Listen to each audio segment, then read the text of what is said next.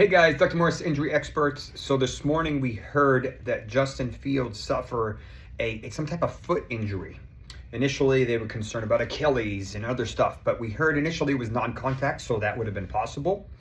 But eventually we heard that it was actually a contact. It sounds like probably one of his linemen stepped on one of his toes, and they were taking off his shoe, evaluating him. We got more information, and we found that he actually had a toe injury, but it's not the big toe, and that it was actually a dislocated toe. And the severity after MRI is less than a significant injury. So let me break down a little bit what we're dealing with and how this is going to impact Justin Fields and when we're probably going to be able to see him again and what they're going to do. So Justin Fields, very elusive runner, top 3 running quarterback around kind of Lamar Jackson, Jalen Daniels, and Justin Fields is that third in terms of sheer volume of rushing yards per game. Now, he's always struggled with passing, but he's always been an elite player. Now the question is, he has this beautiful potential sneaky Jets offense with Gary Wilson and Breece Hall and some of the other receiving options that may surprise us. But how bad is this toe injury? So if we look at the toe, this could be midfoot. It's not. It could have been. It is a toe injury. It's not the big toe, so we can remove that. So it's likely going to be the second or third toe. Those are the most likely, although it can be any. And the question is, what did he do? So he likely dislocated it at this joint. It's possible distally, but it's less likely.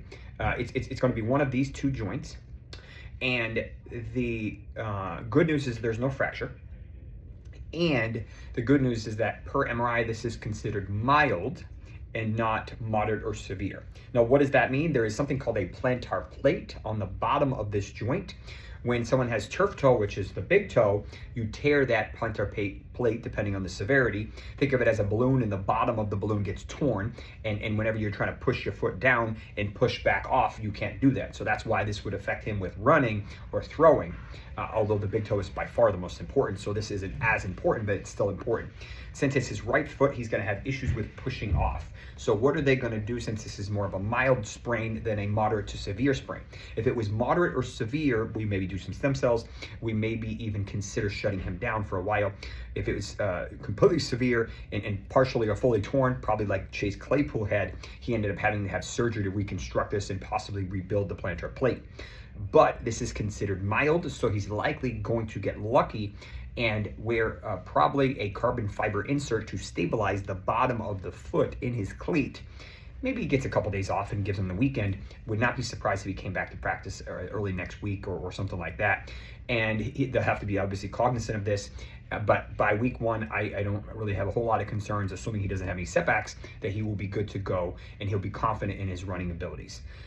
This video is sponsored by Fast Draft. If you haven't checked them out before, they are very similar to Underdog, but they are more of a much shorter draft. You can do a full draft in under 30 minutes, and they have some modified stuff. You can use the code Morse, and they will get you in, and you can come compete with me and use some of the early advantages of these ADPs before people start really joining and get a competitive advantage.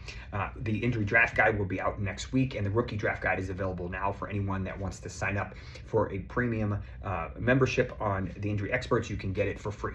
Thank you very much. We will see you soon.